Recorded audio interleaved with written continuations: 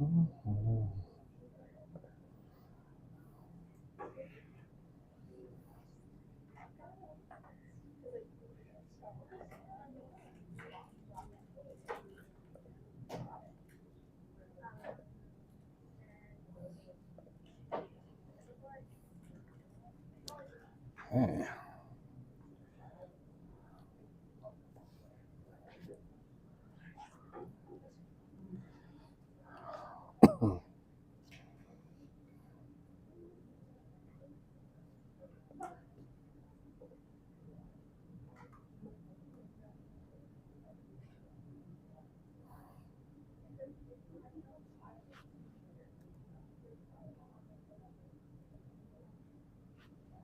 Oops, hello.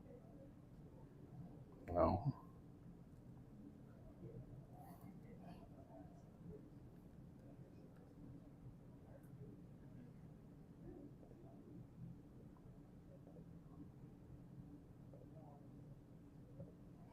Nice.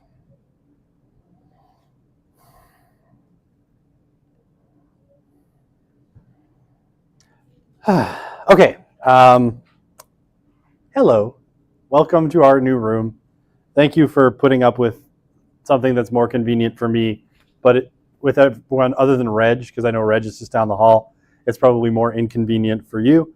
I apologize, but it will make my life a lot easier.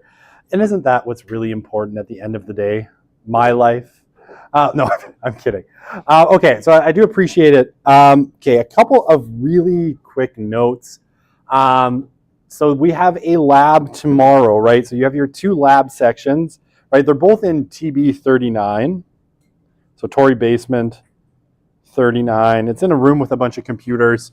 We don't really need them, but that's where we are anyway, right? And there's a 9 a.m. session and a 3:30 p.m. session, and that one goes, I think, to 11, and that goes to 5:30. Now, that said, okay, so L'Oreal is not back from Halifax yet. She has some family stuff that she is taking care of. And rather than reshifting the lab schedule, which causes all sorts of problems for getting stuff marked quickly, so you have it back for the second lab and all this jazz, I'm going to take the lab tomorrow. I'm here anyway at 9 o'clock. So, okay, so this is my kind of basic commitment.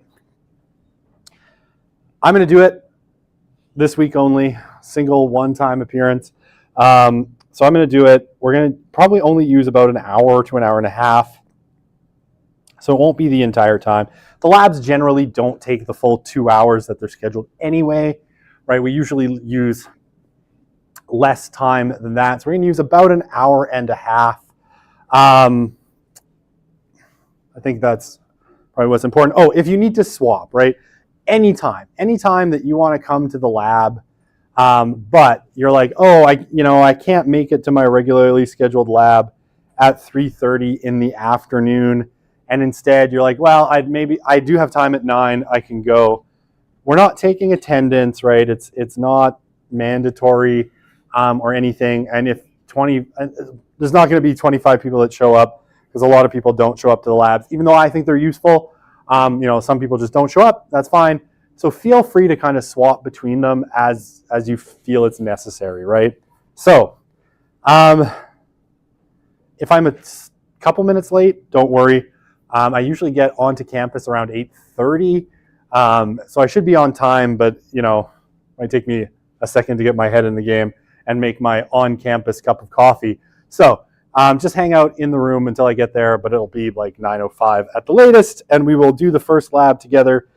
We'll start working on creating your research questions for your major lab. That's not for a long time. We're gonna start working on the little pieces that you can then kind of reuse after we've critiqued them and given you feedback and all of that fun stuff. Okay, any questions before I start? The microphone in the room is currently broken, so I'm going to try to project. So if especially over in the back corner, if you can't hear me, just let me know and I'll talk louder. Got about half a tumbler of tea left, so I should be signed in this computer. So I could mess with their account or just be nice and sign them out. Okay, I'll sign them out. And then I get the clock on the computer in front of me. All right, so what were we talking about last time? I guess we were ending off kind of talking about some of, the basics around research. And we're going to get into one last question in this slideshow. We're going to start kind of thinking about what a research question looks like. And then, we're going to move into our second kind of topic, or second module for the course, which is all about research design. Okay, so we're doing good. We're well ahead of the game. All right, so when we think about a research question, right? A research question has a couple of important qualities, right? So a good research question. So when you're coming up for your research question, it has to be clear and understandable. And I think one of the keys is it has to be jargon-free. Okay, so there's a bunch of reasons for this. You want your research question to be as clear as possible, because the clearer it is, the more you're going to be focused on something that's actually doable. The other thing is, especially if you start to think about doing research in the context of trying to attract research funding, right? And this is super important, or applying for grad school, applying for master's, PhD, trying to, get into programs. One of the things that you can never guarantee is that, and almost certainly won't be the case, is that people are as passionate about your topic as you are, right? And especially when it comes down to review boards for things like SHRC and other grant agencies, one of the things that's almost certain is that you're going to have non-experts on the board making the decisions about your particular research grant, right? I've never done a SHRC, like a SHRC adjudication committee, but I know lots of people who have, and the people who are in these committees are drawn from all over the place, right? You might have an anthropologist, a political scientist, a sociologist. If it comes down to, applying for ethics, you're always going to have someone from way outside of your discipline. So the last time I applied for ethics, I had a nurse, right? Someone from nursing on the adjudication committee. So you need to make sure that whatever your research question is, they're going to be able to understand what you're doing and what you're hoping to do as quickly as possible, right? And this will always improve. It's good to have a clear research question, but B, when it comes to funding, and funding is a huge part of the academic game, right? If you're going to go on and do kind of serious scholarship, I know many of you don't really care and probably won't, but if you're going to, research funding is going to be critical. And especially in Canada, there's only a few places that you can get research funding.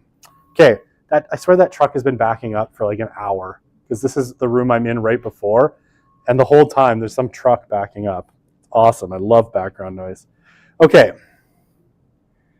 Another kind of important, I know you're going to be like, this seems super obvious. Why do we need to be told this? Because sometimes, people actually kind of go sideways on this. And I've known people who do. So be researchable, right?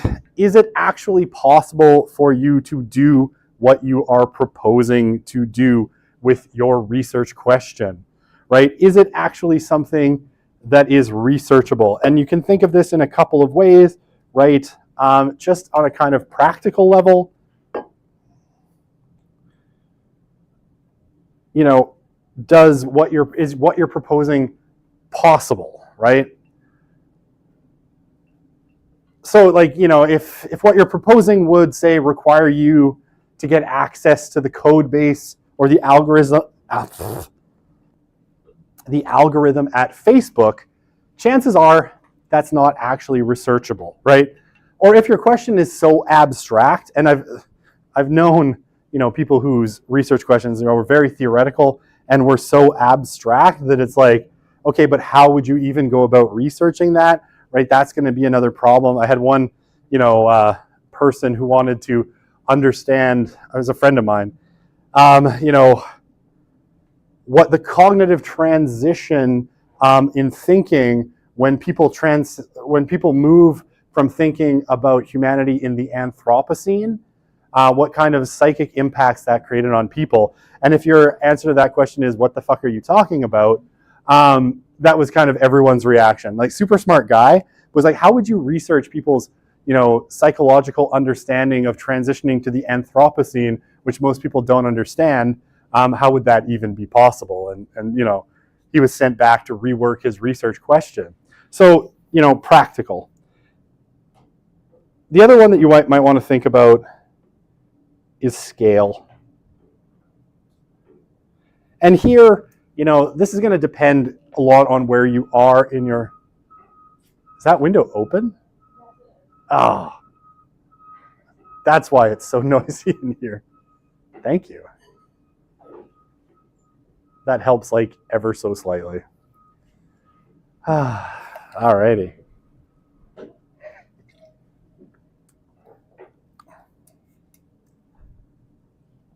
Thank you. Okay, so scale. And this is just how long is it going to take you to research something, right? Is the project, or is the kind of research question that you're proposing and the project that comes out of it, is this doable in, so let's say you're doing a master's, right? You're doing an MA.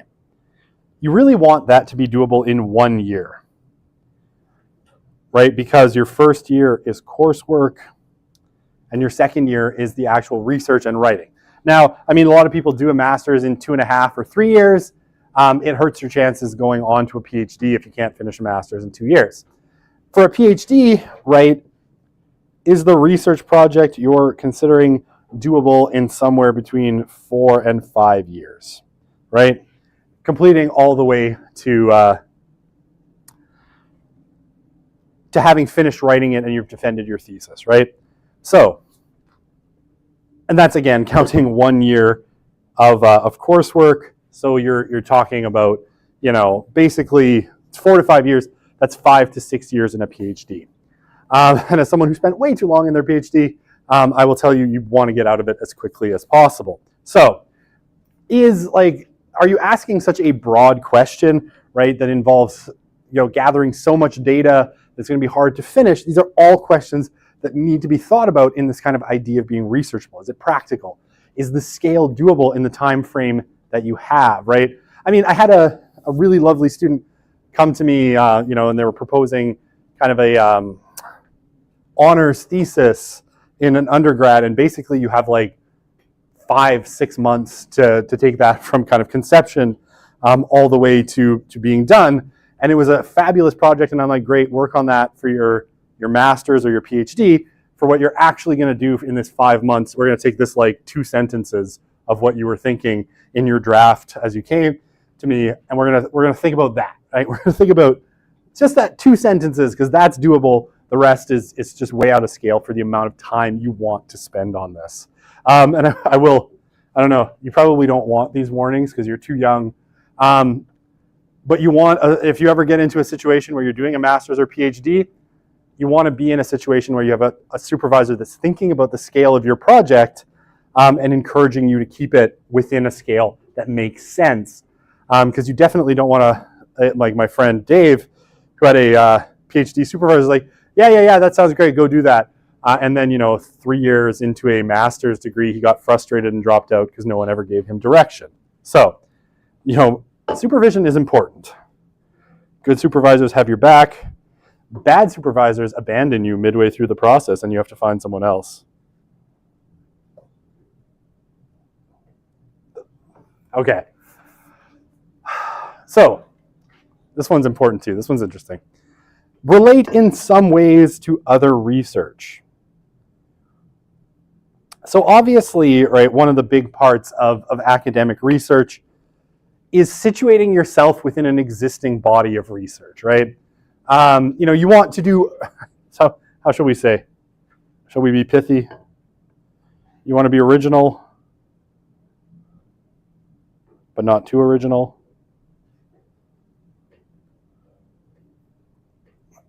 Okay. Because you want to be able to situate yourself within a larger body of research, within similar kinds of research, and you're doing something slightly different, like slightly interesting, slightly different, that hasn't been done before.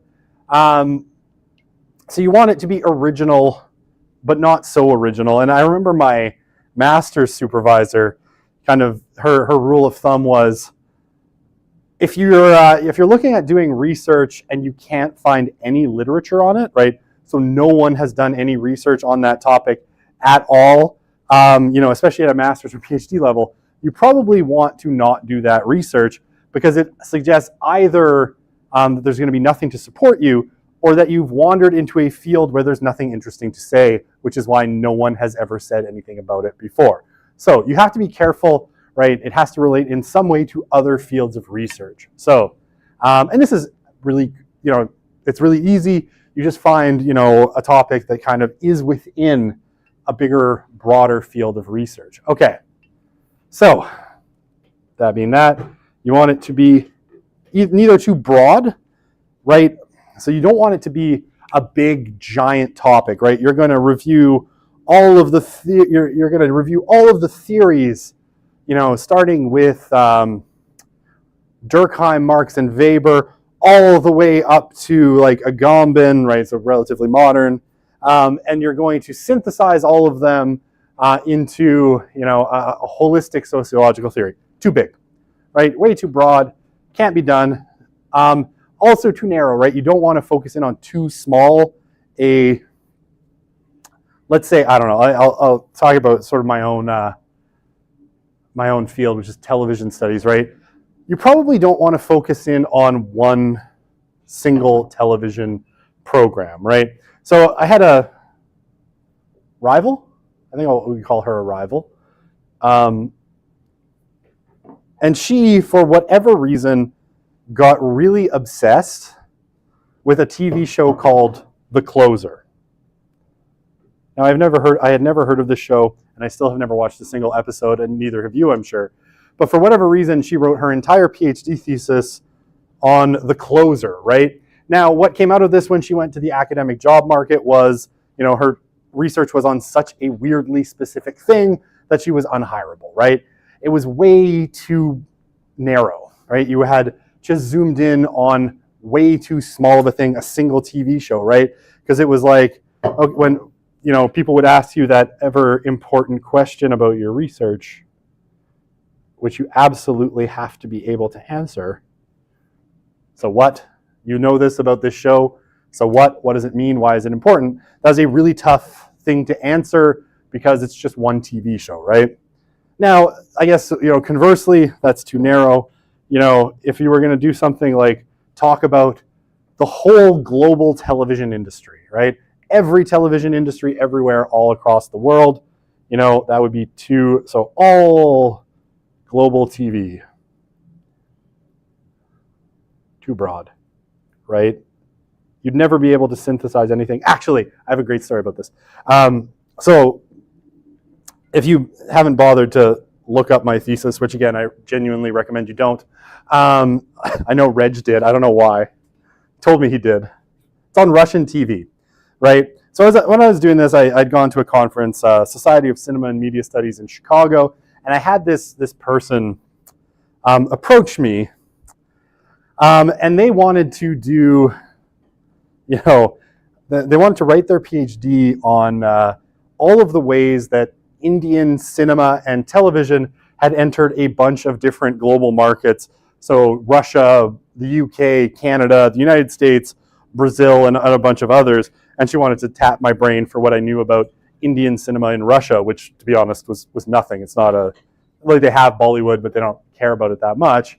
But I was looking at her, and she was like telling me about this, and I'm like, that project is crazy too big. Like, you can't ever finish it. I mean, aside from the fact that you speak neither Portuguese nor Russian, and you want to study these contexts, which is going to cause you a problem. So too big, right?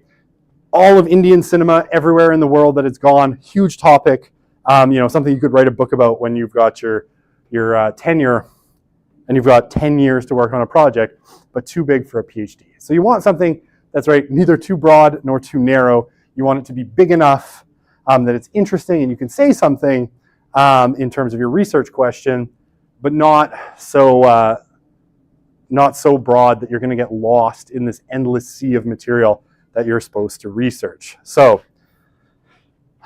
I mean, essentially, I don't love the inverted pyramid structure because my memories of the inverted pyramid structure are always people giving advice to high school students on how to write a good introduction for essays, and then they get to university and you get opening sentences like, in all human societies, or in all of human history, and it's like, no, stop. Please don't write that, ever. Honestly, never start an essay with any sentence that starts in all of. No, bad. If you don't know why, come talk to me about your essays and I'll help you. But don't write, so I have this nasty kind of, relationship with the inverted pyramid because, I actually don't care about your opinion of all of human history, but I'd certainly love to know what you're researching.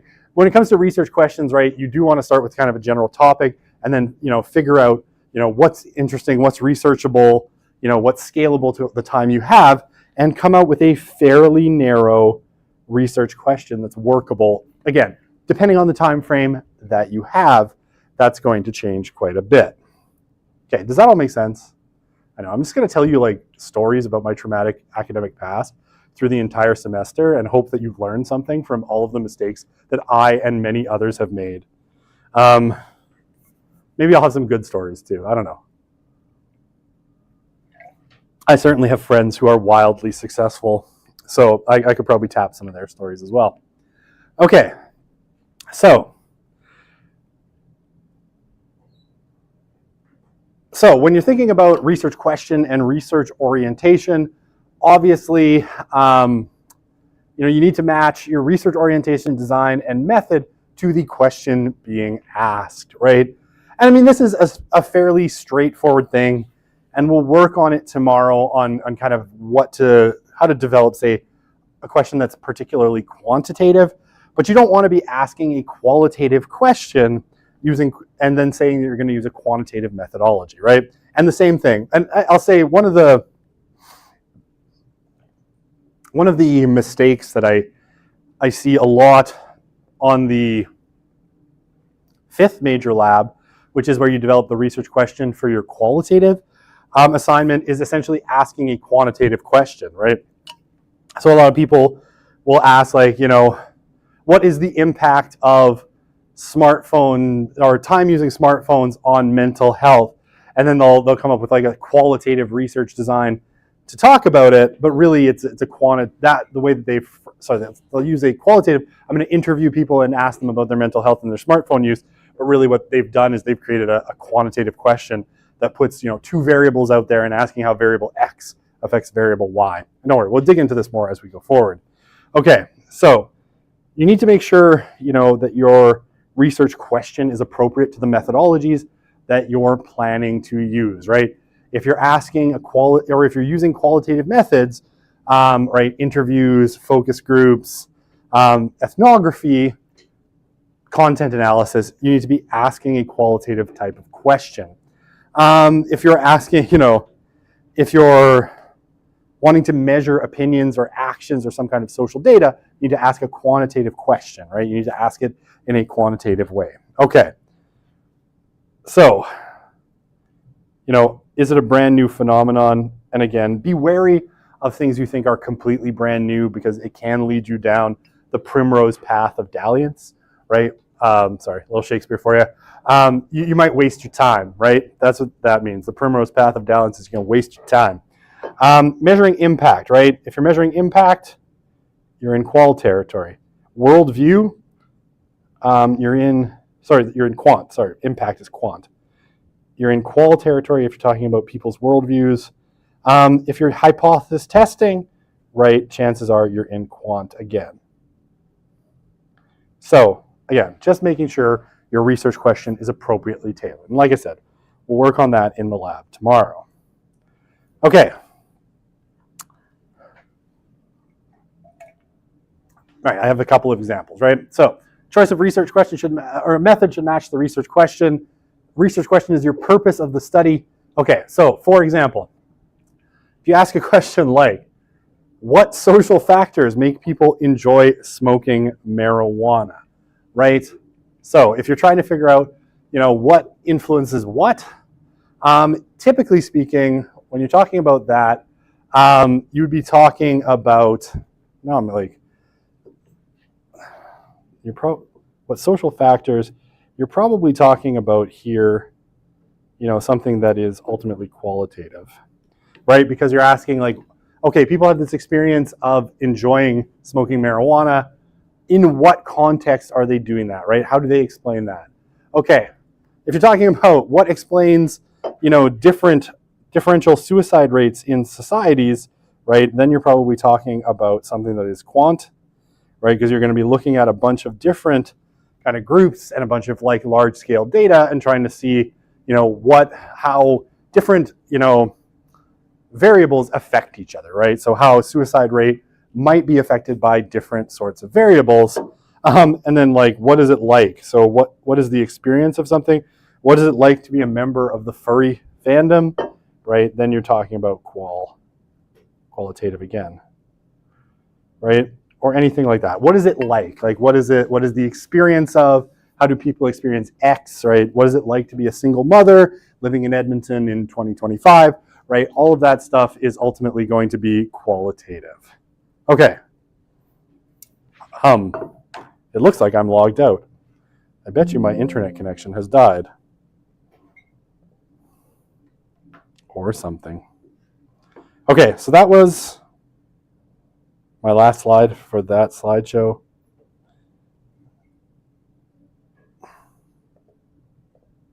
Okay. All right, give me half a second. I'll pull up the next one and then just double check my stream. Okay, sorry, does that all make sense? Before I jump on to something else, so that all kind of makes sense? Yeah, all right, perfect. Okay, duplicate slideshow.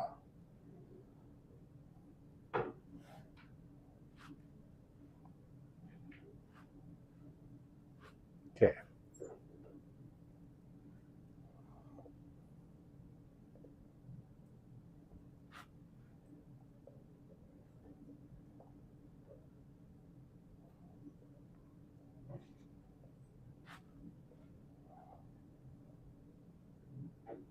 Okay, I've recentered things. There we go.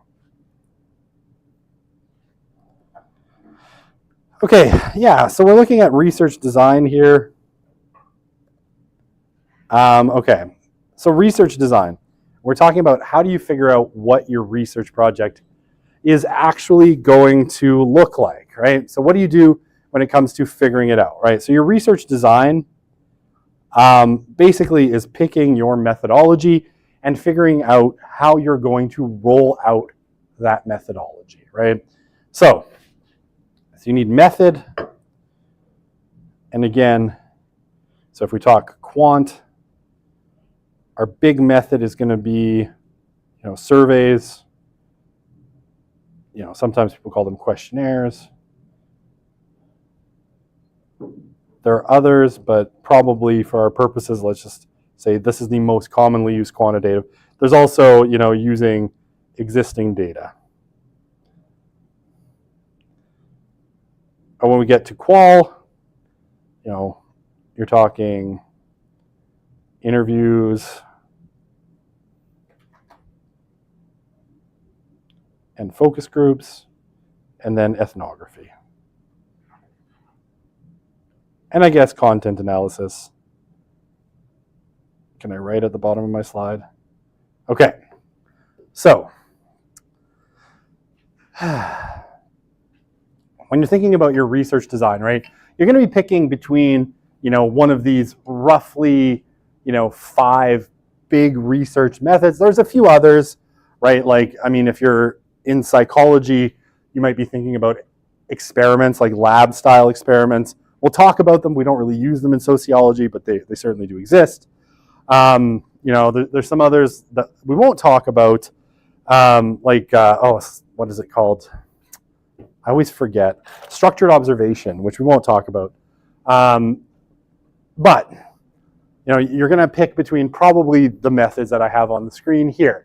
So figuring out what you're going to actually do, how you're going to design your research, obviously comes down to what you want to learn, right? What is it you want to know? Do you want to know about social phenomenon on a broad scale? Do you want to know how, one quality of people, right, their age, their socioeconomic status, their religion, right, affect some other part of their life?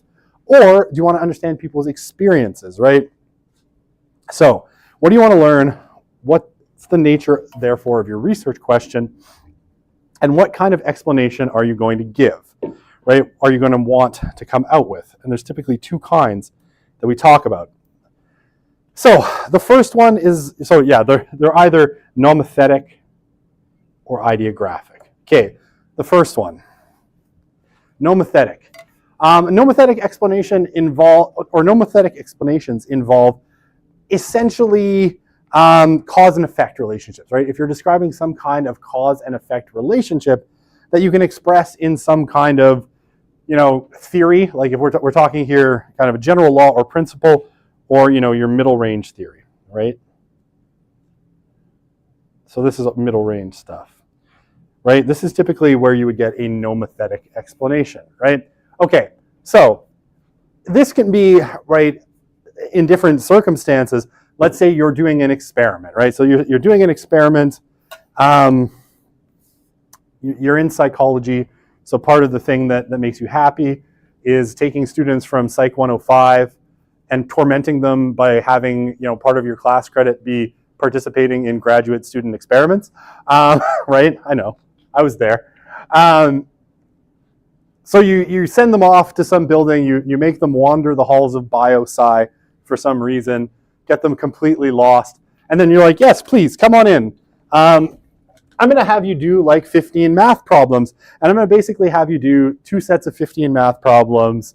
And so they give you a paper, you start doing them, you do your 15 math problems, and then they take it from you, and then they give you a second paper, and they have you do 15 more, except this time they're blasting, Metallica the whole time, right? Because their research question is something like, what is the effect of heavy metal music on, people's ability to do math? I don't know. Sounds like a stupid psychology question, right? There you go. Psychology is a bogus discipline. I said it. No, I'm kidding. Or am I? Yeah, we'll never know. Okay, so, right, and then you're going to come out with some kind of middle range explanation, right? Heavy metal music severely impairs people's cognitive ability, or loud sounds, or whatever it happens to be, right? So that's a lab style experiment. You might also have other situations, where you're going to be going for a kind of nomothetic explanation, where you're going to, basically talk about cause and effect, but you might be talking about it in slightly more abstract ways, right? So how socioeconomic status, right, which would be your like independent variable, affects, happiness or something like that, right? And again, we could talk about how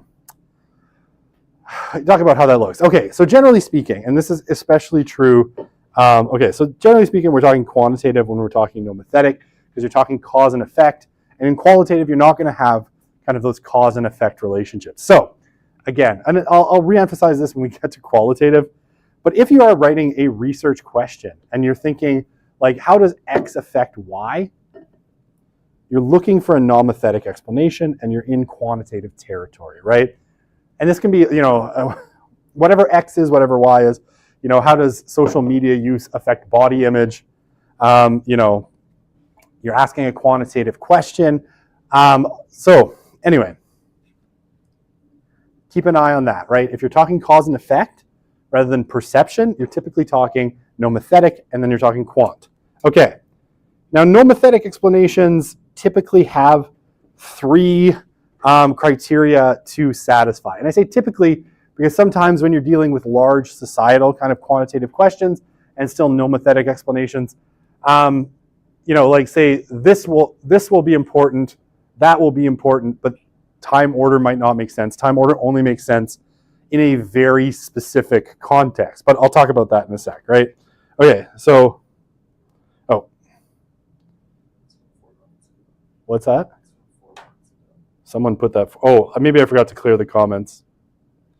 I use the same slides, and the same slide will go. Okay, no worries. I don't know what that was referring to, but it's okay. Okay, so correlation, right? Correlation. There has to be a relationship between your variables, right? Between the two things that you're measuring, or two or more things that you're measuring, right? So basically, there has to be a change in. So typically, it's phrased in the way, right? You have your independent variable causing a change in your dependent variable, right? So, let's say heavy metal music, right? And the dependent variable is math. So basically, there has to be some kind of relationship between my math score or whoever's doing the, being experimented on, their ability to do the math and the introduction of heavy metal music, right? So if I score the same on the two portions of the test that someone gives me, both where they're playing, say, Beethoven and where they're playing, although Beethoven's pretty loud and disruptive too. Never mind, that's not the point. They're playing heavy metal music and they're playing classical music. I score roughly the same, then there's no correlation, right? The music isn't affecting anything. However, if I did really well on the classical music and then they introduce heavy metal music and my math score goes down, then there's a link between the two, right? And correlation just means that the variables are linked in some way. One is causing a change in the other. Okay, so that's really straightforward, right? Okay. The other thing you need is time order, right? And again, like I said, this doesn't always apply because, sometimes when you're dealing with sociological data and you're not using an explanation, or sorry, you're not using like an experiment, you can still have, correlation and non-spuriousness without necessarily worrying about time order, because time order is not going to make sense, but still have a nomothetic explanation. But especially in like an experimental context, right, time order is important. So say you introduce your independent variable, but your dependent variable has already started to change, right? So, for example, I'm just thinking, on the math test, like I was doing okay for the first 10 questions, but the last 5 questions I was getting fatigued and I started to do worse on that one. And then they hand me the second test, they put on the heavy metal music and my performance on the math test continues to go down. You've got a time order problem, right? Because my ability to do math was already declining prior to the introduction of heavy metal music, right? Because I was getting tired or bored, or, I had been roped into doing this experiment for some psychologist, and I'm like, I got to do 15 math questions. I went into the arts because I hate math. Why am I here? And you just kind of start slacking off, right? So you've got a time order problem, right? A decline in the score in your math actually had to do with something else, and it started prior to the introduction of your independent variable, right? So basically, the change in your dependent variable, whatever it is, has to start after the introduction of your independent variable, right? For the time order to make sense. So at the same time or after. Okay, so that's time order. And then non-spurious, right? There can't be any other thing affecting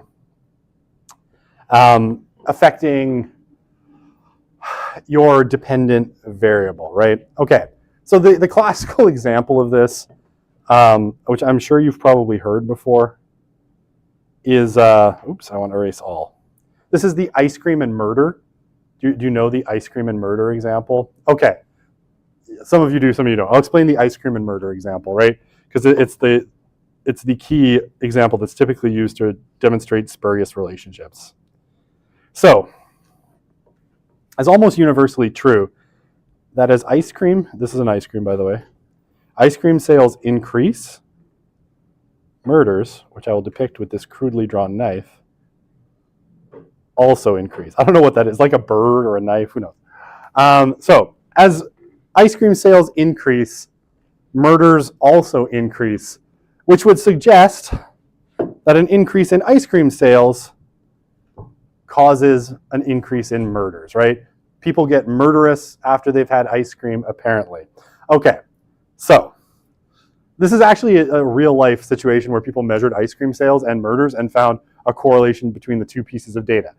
Now, why is this used to talk about spuriousness and non-spuriousness? do you actually think ice cream and murder are correlated? Okay, so that's because you have a spurious or intervening variable that's actually the one that's causing both, right? In this case, and that is heat.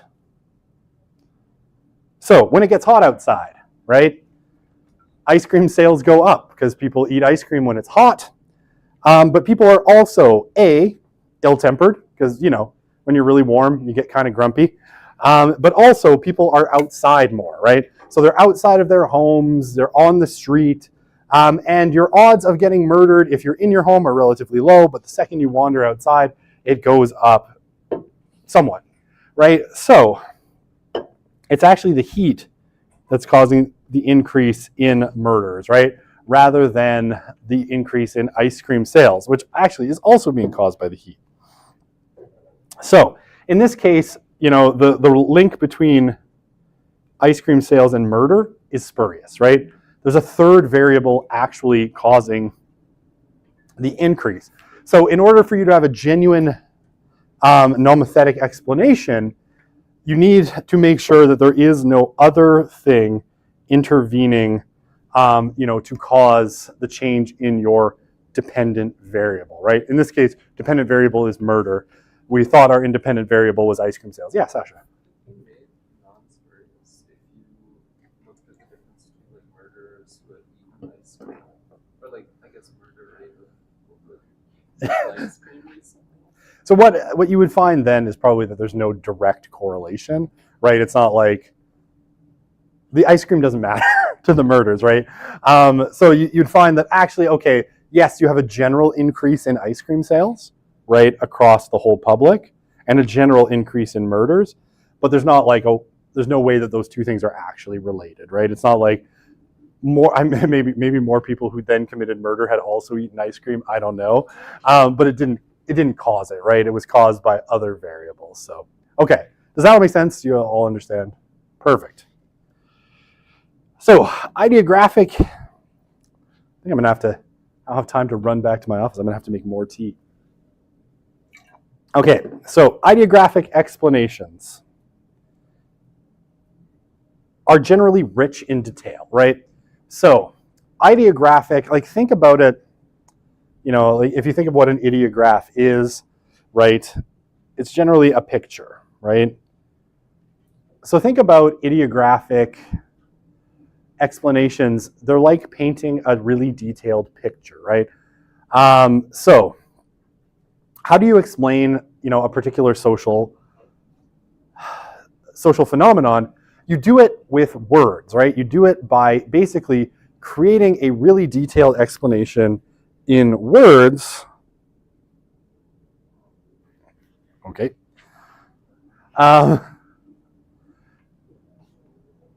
To try and explain a particular phenomenon, right? So what is it? Okay, what does that mean? Basically, what you would do in an ideographic explanation is you're giving a lot of context, right? You're explaining a lot of things. You're probably sharing quotations from people, right? So you want to kind of create a mental picture for people. So you're going to describe, what it's like to produce television in Russia today, right? You're going to kind of over time just kind of write out a really detailed explanation, right, of what it's like to be incarcerated, right, based on interviews you've done with people who've been incarcerated. You're going to really, give a context-rich, with lots of details, lots of quotations, lots of experience from people to try and explain, a particular social phenomenon and give people a sense of what is going on, right? So that's ideographic, right? Again, you're kind of like painting a word picture with a lot of detail. So this is typically qualitative, right? Because what you're really worried about is the qualities of people's experiences, right? And you're trying to explain how those experiences are ultimately shaping their perception of reality, how they act, and all sorts of things like that. Okay, now, it's generally meant on a much smaller scale, right? Where these are often kind of meant to be generalizable. so that it could apply broadly. And so there, you're going to do things like you're going to use sampling methods, that are probabilistic, or I guess more simply put, you're going to use probability sampling, right? So that you get a representative sample, right? What you're looking for is a representative sample, a group that kind of stands in for the whole of the population as much as possible. Here, you're going to use non-probability.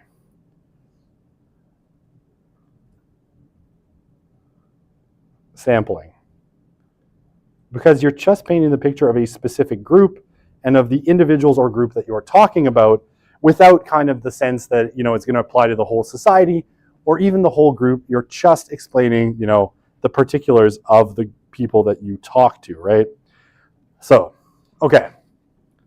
And yeah, the general goal is to create an empathic understanding, right? You really want to understand people's experiences, right, at a deep level.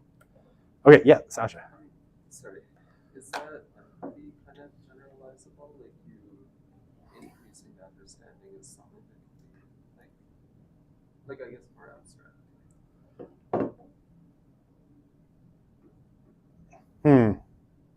Like your ability to empathize would be generalized, or like more empathetic to like groups in general.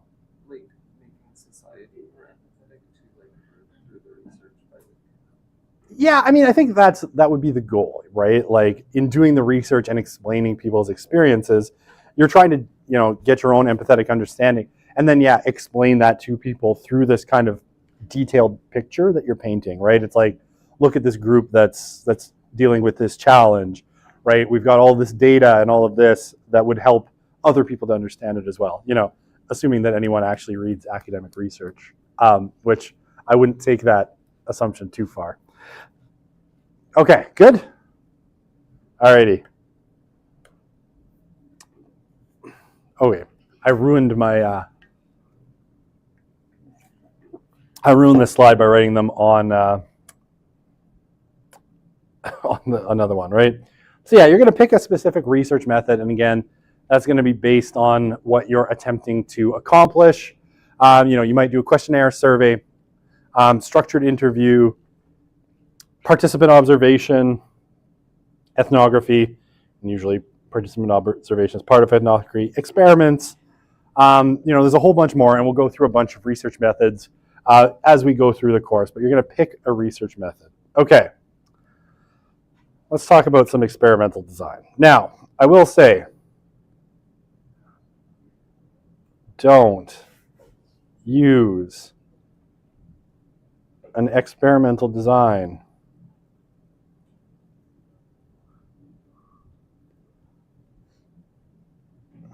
for the major lab.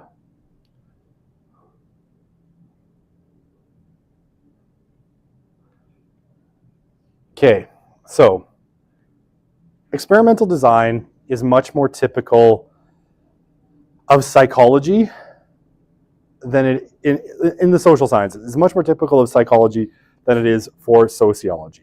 Now, that's not to say that there are never sociological studies that are done using experimental design. There are, and there are some pretty famous ones, that have been used and are very clever in using an experimental design to try and get at some part of the social world. They're just really hard to not have as like kind of crude lab studies, right? Experimental design is really well suited to labs, right? Or to, torturing undergraduate students by having them come and do your experiments for your grad students, which I still think probably should violate some kind of principle of ethics, but apparently doesn't. Okay, so you have some examples of these in sociology, and I'll tell you really quickly about some of the more famous ones. So they have two of the more famous ones are the kind of mortgage and job application studies, where basically they, applied for a job or for a mortgage through a bank, and on one set of applications, right, they had names like John Smith, right? And on the other one, they would have taken names that are more stereotypically African American, right? And they submitted, with the same details for jobs and mortgages to banks and employers. and basically, came out with more of the applicants who were had stereotypically black names being rejected for both jobs, or not interviewed at all for jobs, and rejected for mortgages than those that were like John Smith or a very generic name. And they actually sent these real applications to employers and to banks to see what the results would be. And these, very famously have been used to, talk about implicit bias and structural racism and all of these sorts of things. Now, that said, those are, relatively rare in sociology. They're not super common experiments, but they do happen. That's okay. So having said that, it is possible to do, but for you to design them, and trust me, I think this is my 8th time through the class, and at I think time number 5, I started warning people not to use experimental design because, coming up with an experimental design that's going to work sociologically is really difficult. And why? Because at least in principle, right, you have this distinction of lab versus nature. And I don't mean nature here as in like out in the forest, but just kind of our natural social environment, right? Sociologists are really interested in how people act out in their natural social environment rather than how they would act in a very artificial situation, right? So we, psychologists are okay with lab studies for lots of reasons. Sociologists tend to prefer a more kind of naturalistic approach to looking at people. So they're doable, and we'll talk about them a little bit because there's lots of interesting things to say, and it always helps people understand things like independent and dependent variables. So it's valuable, but I would just warn you, you can do it, but it's going to be much more difficult than, taking shall we say, the wide path, enter through the wide gate, which is things like surveys, right? Which are it's much easier to do survey design. So all right. So true experiments are really common in psychology, organizational studies, but rare in sociology, anthropology, and political science. So, yeah, many variables of interest are not subject to experimental manipulation. And we have other ways of talking about IVDV when we talk, independent variable, dependent variable, when we talk about sociological data, but that, is a story for another moment. Yeah, there's lots of ethical concerns with performing experiments. I'm sure you've all heard of the Stanford prison experiment, right?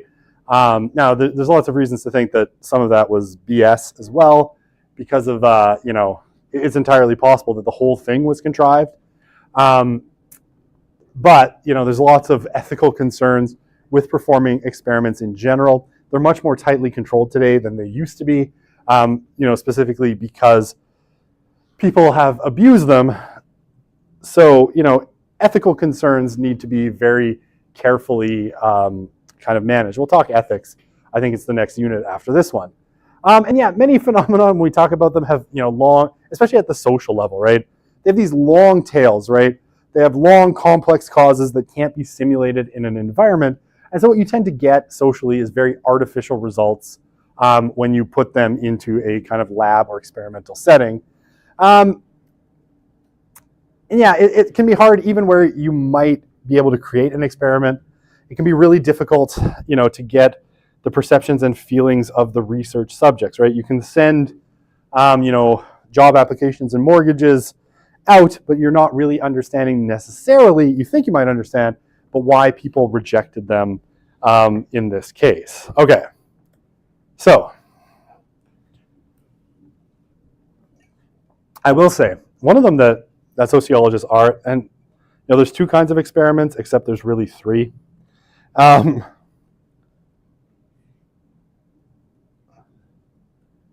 But the other one isn't, it's an experiment, but not really. So I'll talk about those and I'll talk about natural experiments. Okay, so field experiments, right, are conducted in real life surroundings, right? So this is where you would actually go out in the world and conduct some kind of experiment on people. Now, so some of the famous ones, right, that people have done are like the subway violinist, right, where they take this was done in New York, and they took a concert violinist from the New York Philharmonic, and they had this person play in the subway. And the first time they had them dressed in a tuxedo, and the second time they had them dressed as a homeless person. And basically they wanted to see how people reacted in the natural environment to how they were perceiving this person playing a violin, right? And how the person's clothing would ultimately change people's perception of that person. There's been lots of other kind of strange and interesting kind of field experiments. I can't remember what it's called. They had this one where they set up a movie theater, right? And they gave out free passes to people to come and see a movie. And then basically in the movie theater, at a certain point, they started to release smoke. And they tried a few different scenarios, right? So they had, because they had staged people in the theater. And if the people they'd staged in the theater, they had them either panic, right, and start running around and screaming, or like calmly move to the exit or just stay in their chairs to see how other people, who hadn't been planted would react to smoke suddenly filling the theater. With strange results, right? When everybody just stays sitting, like even if there's like smoke coming, almost everyone remains seated, right? It's not until that first person stands up that, even if you might be facing death because there might be a fire in the theater, people will just stay there because it's like, nobody else is moving. Is this really a fire? Am I in danger? Everyone else seems okay. I guess I'll just wait. What's wrong? Could be a fiery death. Nothing wrong. Right, so they've done all sorts of these kinds of field experiments in kind of real life surroundings, right, or surroundings that simulate real life, just to see how people react kind of out in the natural world. There's a ton of limitations to it, which includes, right, it can be really difficult to choose your participants, and then debriefing people to find out what they were really thinking is difficult. There's a lot of inference that goes on. Okay, and then the other one, right, and again, much more typical of organizational studies and psychology, is lab experiments, right, where basically you put people in an artificial environment. It's a controlled research environment. You assign people either to a random, randomly to either the control or to the experimental group. They're easy to replicate, but they have pretty weak external validity, right? So outside of that lab setting, can you really say how people are going to behave? It gets much more difficult. Okay. So,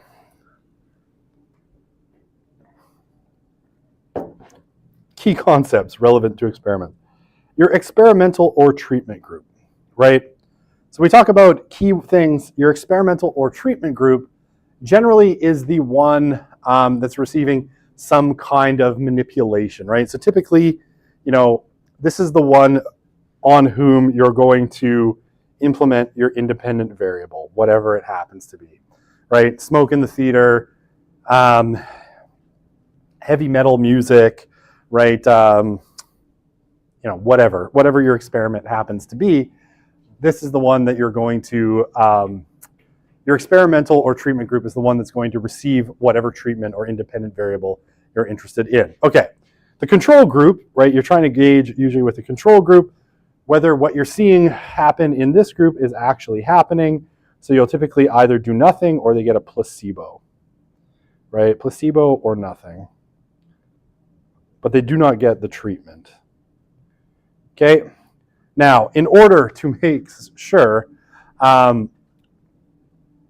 the researcher is not skewing the research by assigning people that they think will reliably react in a particular way to your independent variable, right? You tend to have random assignment, and that's like the gold standard for these kinds of lab experiments, right? You get your population, and then you don't pick them. They're just randomly sorted into control and experimental group or treatment group. And then you have a pretest, right? Measure of the dependent variable before the manipulation, and a post-test after the manipulation, right? So again, this is in order to try and establish the time order. Okay. So when we talk about manipulation of variables in a labs experiment setting, right, typically, causality, what is causing what underpins types of research design, both typically quantitative, but sometimes qualitative as well. But you're wanting to understand, cause and effect. More typically, I'd say in quantitative, but there are ways qualitative can be used in this as well. We'll talk about that later in the course. Okay, so most typically, right, we do end up talking about this in terms of, the language of variables. And if you talk to methodologists, like if you go talk to, or especially quant guys like Phil Badawi in the department, they'll almost inevitably, very quickly, always be talking about DV and IV, right? Dependent variable and independent variable. But basically, right, these are characteristics or behaviors in particular groups, things that you're trying to measure, right? They're things that you're trying to quantify, right, and then measure. So we're talking about experiments, right? You might have something like this, right? Your independent variable, pardon me, is caffeine intake, right? So you want to know whether, giving someone caffeine will help them remember more words, right? So that is your independent variable. That is what you're going to introduce. So probably what you would do in this kind of experimental design is you pre-test, right? You give people a list of words, and then you say, memorize as many of these as you can. Here you have a minute to memorize this list, and you go and they try to memorize the list, and they repeat as many of them as they can. And then you're like, okay, here's a cup of coffee or a can of Coke or whatever, or a caffeine pill. And then it's like you wait. I think caffeine takes about 20 minutes for your body to metabolize. So you wait 20 minutes, and then you're like, hey, here's a different list of words. Try to memorize that list of words, and you see whether the caffeine had any influence, right? So this is your independent variable, right? The one you're introducing, and your dependent variable, this is the cause, this is the effect, right? So you're trying to see if, your cause, caffeine, increases or decreases the number of words that someone remembers in this case, right? So pretty straightforward. When we get to social research, sociological research, some of the variables are going to look a little bit different, right? So things like gender, age, interest in a subject, beliefs, they can all be variables. Now, in this case, independent variable and dependent variable change in their meaning a little bit. So for example, if you wanted to see, what the impact of age is on, say, religious belief, right? How religious belief is different from generation to generation. What you would do is ask a bunch of questions about religious belief, and then you would basically, take people, you cluster them by age group, and see whether there's differences at different age groups in terms of people's religious beliefs, or political beliefs, or financial, understandings, whatever. It can be a million different things, but basically, you might see, okay, how is an 18-year-old different than a 25-year-old, different from, a 70-year-old, and all of these things, right? So your independent variable becomes age, and then you're checking, if there's any difference at different age levels, what people believe. That's why if you've ever done any surveys, right, and actually, I will recommend this because it's a good way to start to get yourself in the mode of thinking about it. Search up Leger on Google, and you can sign up for their Leger web platform, and just go and do a couple of surveys, right? You can sign up really quickly with just an email address, and just go and do a couple of their surveys because it's really good practice to do other people's surveys. So that you see what other people have done in terms of survey design, right? And you'll see that sometimes, they're always asking you about your age, your demographics, right? Your gender, your socioeconomic status, how much money you make, right? And then a bunch of things that, what you think, right? So they can do this, take your age or whatever else they want to treat as an independent variable and see, how people of different ages, basically understand or have different beliefs or thoughts about what they're going to call a dependent variable. Like I said, it can be almost anything. Your understanding of car brands, your religious beliefs, whatever. There could be a million different things when we talk about dependent variables in social research. So in a lab, it's going to look like this, right? And in experimental design, it's going to look like that. But then there's other ways that we talk about these variables. And we talk about manipulating variables in a lot of social research. We're not really manipulating them, we're measuring them for different groups. Okay, does that all make sense? Okay, 3:06 already. I've been talking for a really long time. Okay, let's do a couple more and then maybe call it a day. Let me see how far I want to go. I'll see if I can get through, oh wow, classical experimental design is a little long. Okay, so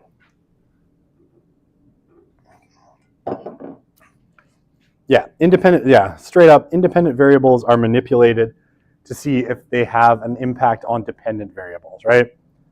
Dependent variable, something like words remembered, headache pain. The independent variable, something like caffeine or Tylenol, right? Again, here we're talking experimental design.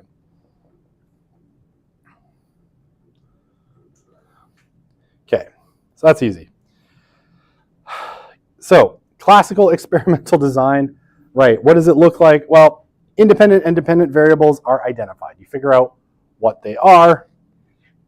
The dependent variable is observed or measured pre-test in each of the control and treatment groups at time 1, right? So typically T1. Then you give the treatment group, the independent variable, whatever your presumed cause in the cause and effect relationship is, and the control group, you do nothing or give them a placebo.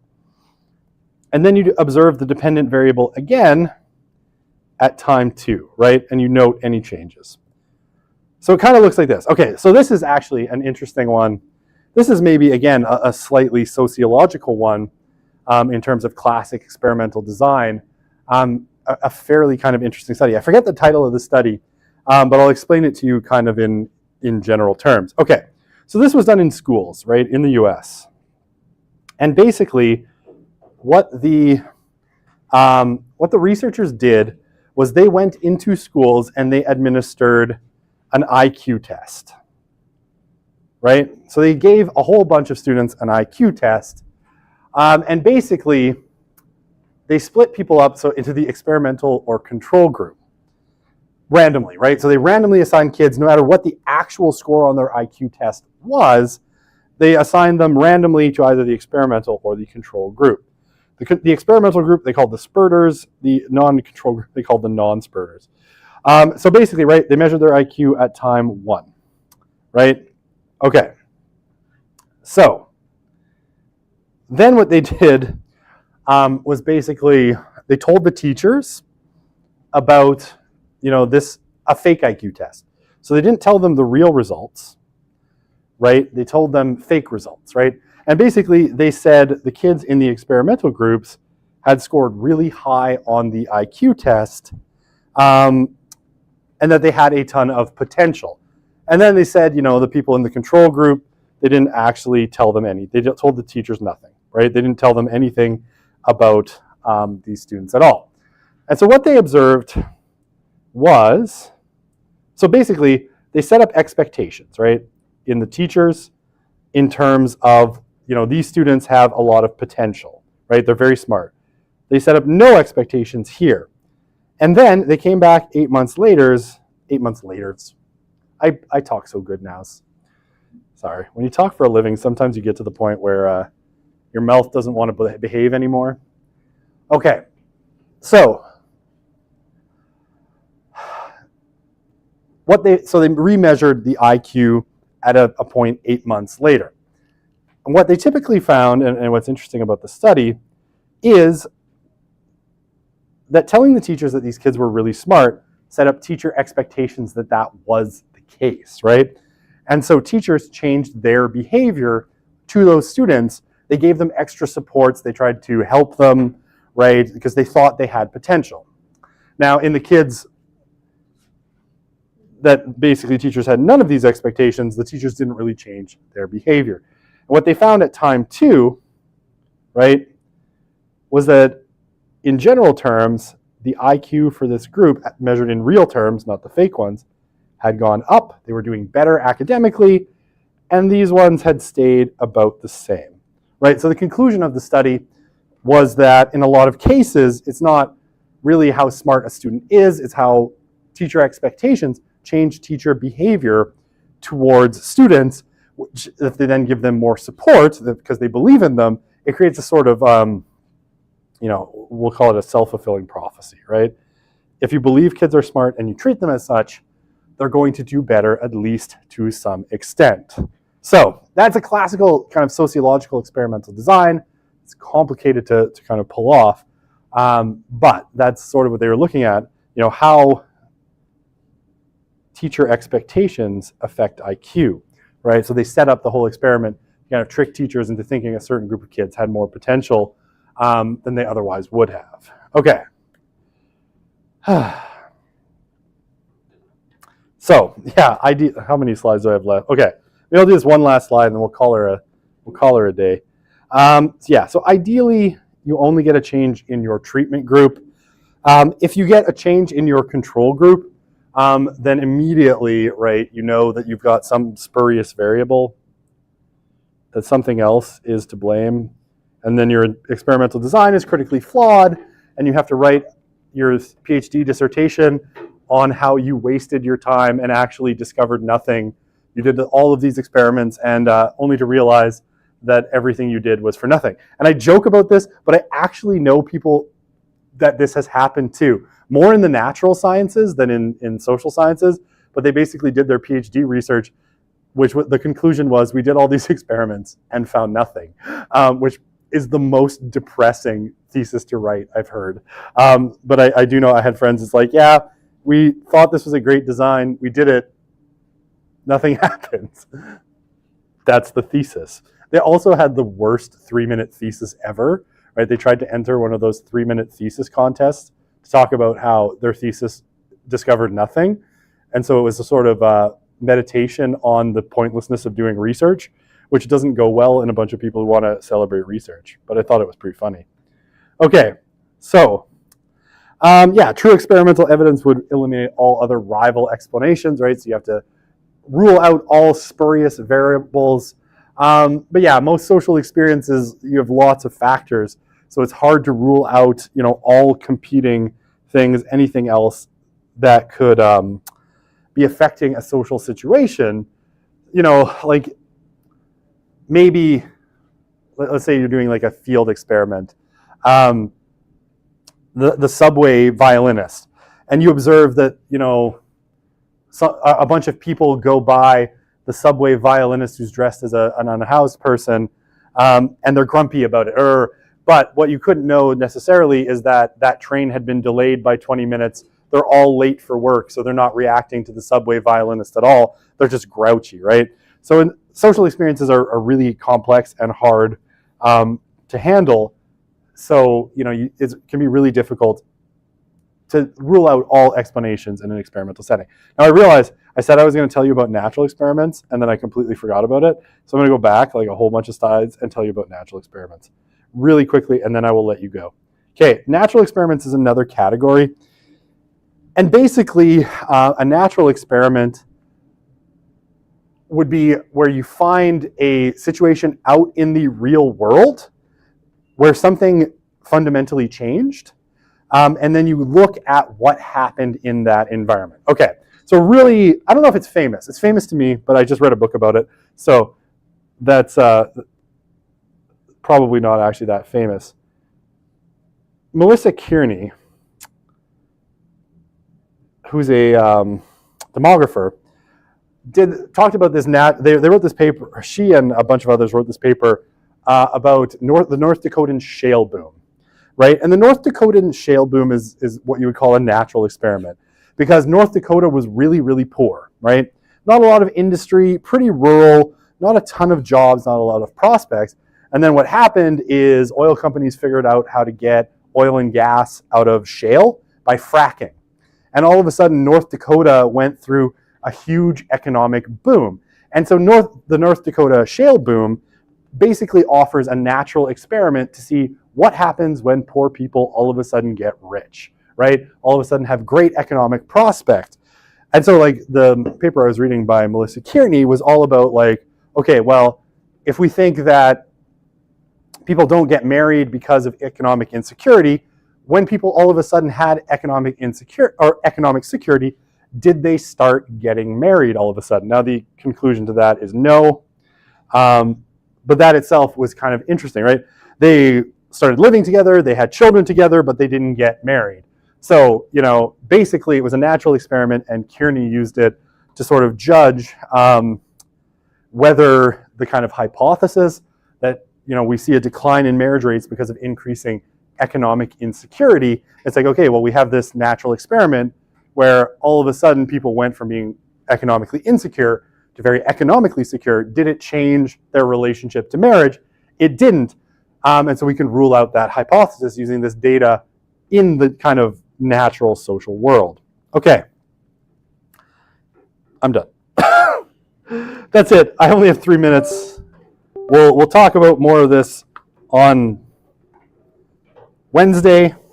These Monday, Wednesday courses that are twice a week mess me up because I keep thinking it's Tuesday, Thursday, Wednesday. We'll see you in the lab either tomorrow morning at 9 or 3:30.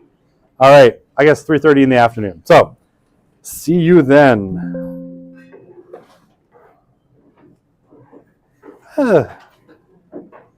Chumbawamba.